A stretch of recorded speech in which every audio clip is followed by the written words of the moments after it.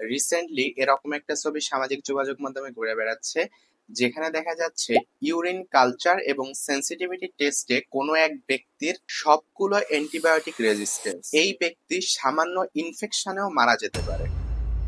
আমরা জানি অ্যান্টিবায়োটিক হচ্ছে এক ধরনের ওষুধ যেটা ব্যাকটেরিয়া মারতে পারে, অর্থাৎ ব্যাকটেরিয়ার দ্বারা যেসব রোগ হয় যেমন টিবি, ইউটিআই, টাইফয়েড, নিউমোনিয়া এইসব রোগের ক্ষেত্রে কার্যকর। অ্যান্টিবায়োটিক রেজিস্ট্যান্স ব্যাপারটা হলো কোনো একটা ব্যাকটেরিয়া নিজেকে এমন ভাবে তৈরি করছে যে একটা অ্যান্টিবায়োটিক তার উপর কোনো কাজ করবে না, অর্থাৎ তাকে আর মেরে ফেলতে পারবে না।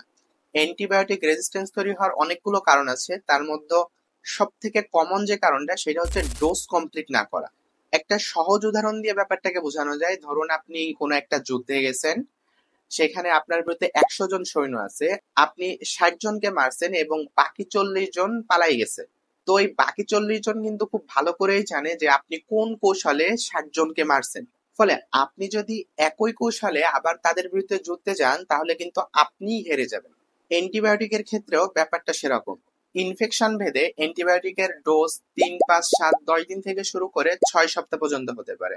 কেউ যদি ১০ দিন ডোজের কোন একটা অ্যান্টিবায়োটিক ৫ দিন খাওয়ার পরে দেখে তার রোগ ভালো হয়ে গেছে এবং সে অ্যান্টিবায়োটিক খাওয়া অফ করে দেয়, আপাত দৃষ্টিতে সে সুস্থ মনে হলেও তার ভিতরে ব্যাকটেরিয়া রয়ে যায়।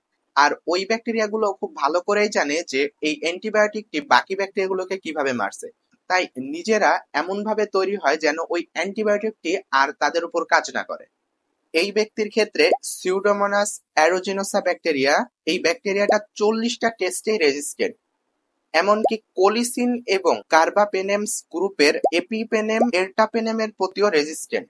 যে ড্রাগকে ড্রাগ অফ লাস্ট রিসোর্ট বলা হয়, অর্থাৎ ব্যাকটেরিয়ার বিরুদ্ধে আপনার শেষ অস্ত্র। তাই মুড়ি মুড়কির মতো কোনো কিছু হলেই ফার্মেসি থেকে অ্যান্টিবায়োটিক কিনে খায়েন না, না হলে ভবিষ্যতে এই অ্যান্টিবায়োটিক নামক বিপদের বন্ধুটি বিপদের সময় আপনার পাশে থাকবে না। নিজে সতর্ক থাকুন এবং অন্যদের সচেতন করুন। আসসালামু আলাইকুম।